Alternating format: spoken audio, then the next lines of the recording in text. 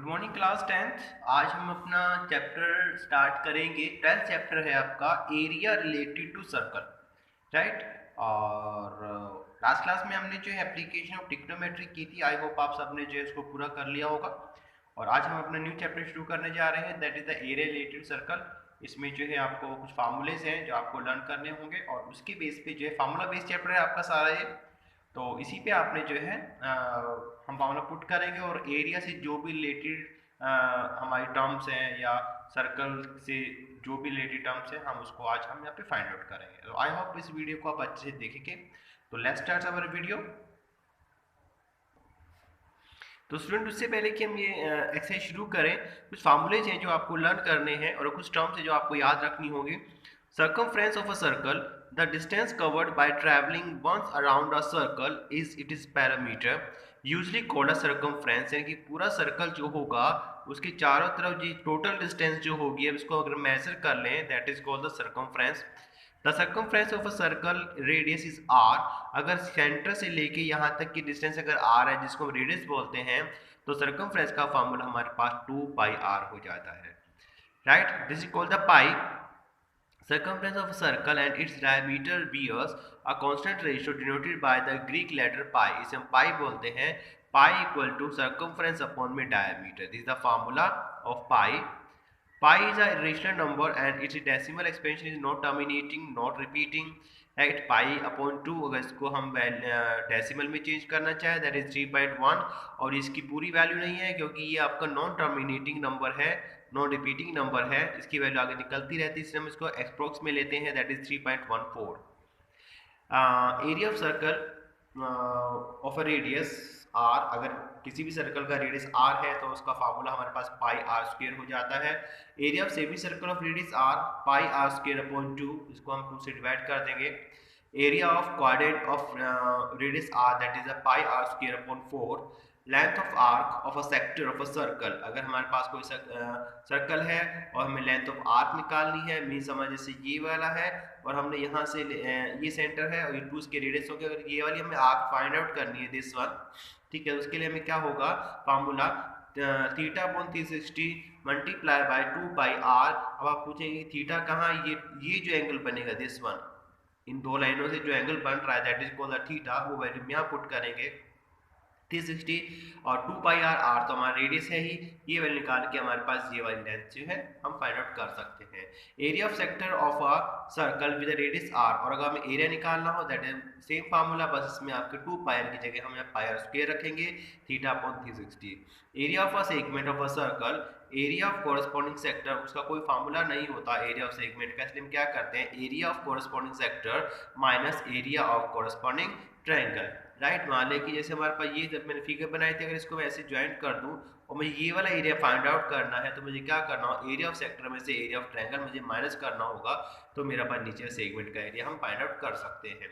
Area of equilateral triangle 2/√3/4 side का square होना चाहिए। ये कुछ फार्मूलेस हैं जो आपको लर्न करने हैं, आपकी नोटबुक में भी ये फार्मूलेस होने चाहिए जिसके बेस पे जो है हम सम फाइंड आउट कर सकते हैं, राइट। तो लेट्स स्टार्ट कुछ जो है एग्जांपल हम लेके चलते हैं ताकि इससे और क्लियर हो जाए कि हमारा क्या क्या उसमें आने वाला है, राइट। ठीक है, तो फर्स्ट हम एग्जांपल स्टार्ट करते हैं। Look student, that is exercise 12.1 का फर्स्ट क्वेश्चन अगर हम लें, the radius of a 2 circle R 19 centimetre 9 centimetre, यानी कि 2 सर्कल है हमारे पास जिसका रेडियस 19 और 9 है respectively. Find the radius of a circle with which have circumference equal to the sum of the circumference of 2 circle, यानी कि हमारे पास 2 सर्कल है छोटे छोटे और हमें जो है उसका रेडियस फाइंड आउट करना है बड़े सर्कल का, जिसका सर्कल में इन दोनों को मिला के हमारे पास बन जाए। सपोज करो कि हमारे पास एक छोटा सर्कल ये है, इसका रेडियस जो है 9 है, एक बड़ा सर्कल है इसका हमारे पास 19 है, ठीक है। दोनों का सर्कमफ्रेंस को अगर हम ऐड करते हो एक बहुत बड़ा सारा सर्कल ऐसे बना दे तो हमें इसका रेडियस फाइंड आउट करना है, right, this is the sum। तो radius of the first circle is 19, radius of second circle is 9, let the radius of required circle is r, इसको हम r ले लेते हैं।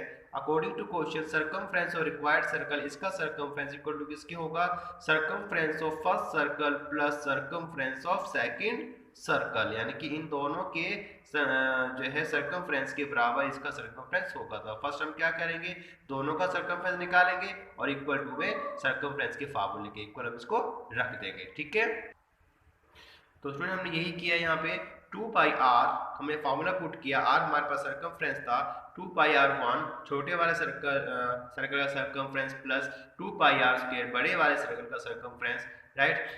यहाँ से हम क्या लिए 2 पाई आर हमने यहाँ से कॉमन लिया, 2 पाई यहाँ से कॉमन लिया, 2 पाई आर से 2 पाई कैंसिल हो जाता, R is equal to R1 plus R2 that is 19 plus 9 28 centimetre radius हो जाएगा जो रिक्वायर्ड हमारे पास सर्कल है उसका, राइट।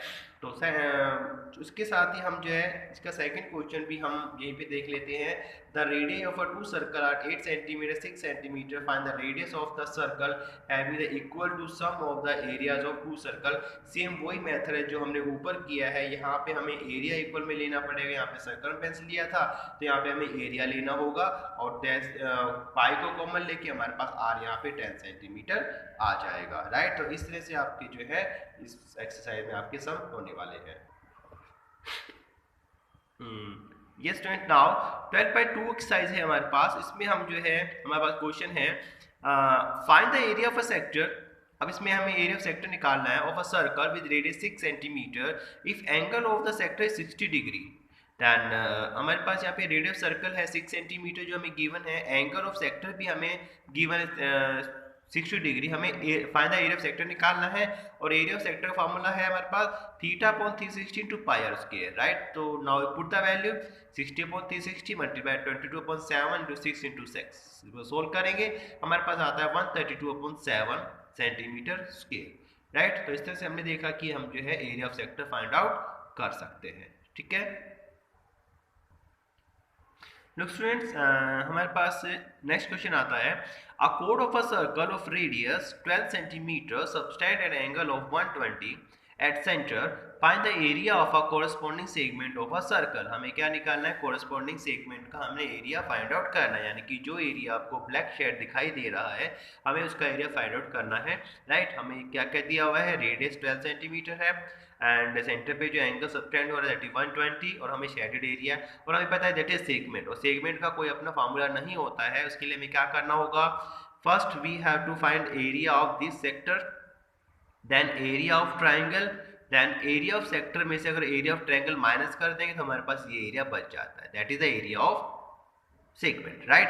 तो let's start. Radius of a circle is 12 centimetre, angle subtended at the centre by कोड AB that is 120 डिग्री। हम area of sector find out करते हैं OPB हमने एरिया फाइंड आउट किया है theta upon 360 pi are square, right. Now put the values. अब हमने पाई यहाँ पे 3.14 लिया है क्योंकि हमारे क्वेश्चन में दिया हुआ था use pi equal to 314, right. And हमने वो वैल्यू यहाँ पे पुट की है, वैल्यू पुट करने के बाद हमारे पास 150 सेंटीमीटर जो है एरिया ऑफ सेक्टर आ जाता है। Now we find area of triangle OAB। अगर एरिया ऑफ ट्राइंगल हमें निकालना है क्योंकि देखो 1/2 बेस इंटू हाइट होता है, लेकिन हमें यहाँ बेस तो दिया ही नहीं हुआ और हम इसमें हीरोज फार्मूला भी यूज नहीं कर सकते हैं क्योंकि हमारे पास ये वाली साइड नहीं है, इसलिए हमारे पास एरिया ऑफ ट्राइंगल ट्राइंगल का ये वाला फार्मूला है। आप सबको ये इसको ध्यान देना है कि एरिया ऑफ ट्राइंगल हम ऐसे निकाल सकते हैं R square sine theta upon 2 into cos theta upon 2, right. Now put the value 12 sine 120 upon 2 and cos 120 upon 2, sine theta cos theta आपको वैल्यू पता होनी चाहिए क्योंकि अभी पीछे ट्रिग्नोमेट्री की है, दैट इज द 144, दोनों को मल्टीप्लाई किया, साइन थीटा √3 अपॉन 2 कोस 60 1 अपॉन 2, दोनों को मल्टीप्लाई करेंगे, दैट इज दिस वन। अब हमारे पास ये वैल्यू ट्रायंगल आ गई है। Area of corresponding minus segment कैसे करेंगे, area of sector minus area of triangle, दोनों को माइनस करेंगे, 88.4 हमारे पास area of triangle sorry segment आ गया है, राइट। तो इस तरह से हम जो है ये वैल्यूज बेसिस से मैंने कहा था वो क्वेश्चन से हमने वैल्यू पुट की और हमारा आंसर आ गया। एक सम और करते हैं इसमें। नेक्स्ट वन है बेटा, an umbrella has 8 ribs which are equally spaced, assuming umbrella to be flat circle at radius 45 centimeter and the area between the two consecutive ribs of an umbrella, right। तो ये देखिए umbrella है, उसको हम एक circle में change करें तो इस तरह की शेप हमारे पास आएगी, ठीक है। और हमें देखिए ये हमारे सेक्टर बन रहे हैं, right, they are the sectors. How many sector, 1 2, 3, 4, 5, 6, 7, 8 sector यहाँ पे बन रहे हैं। An angle subtended at the center of a sector between two consecutive ribs of umbrella is 360 upon में 8, 45 डिग्री का यहाँ पे एंगल सबटेंड हो रहा है। Radius of a part of umbrella is 45 centimeter and radius it is given, then hence the area of sector between two consecutive ribs umbrella is theta upon 360 upon pi r square। तो 45 का angle बन रहा है, 45 put करेंगे and pi की जगह 22.7, radius की जगह 45 सोल्व करेंगे, that is come 7 and 5.53 centimetre square देते हैं। तो इस तरह से हम जो है एरियाज फाइंड आउट कर सकते हैं अम्ब्रेला के बीच के रिब्स का। ओके, तो इस तरह से हमने देखा कि हम जो है किस तरह से फार्मूला यूज करके सेक्टर्स के एरिया फाइंड आउट कर सकते हैं। आज की आपकी क्लास इतनी ही है। हम आई होप आपको जो है ये कंसेप्ट जो अच्छे समझ में आया होगा और आप जो है 12.1 और 12.2 अपने होमवर्क में करेंगे।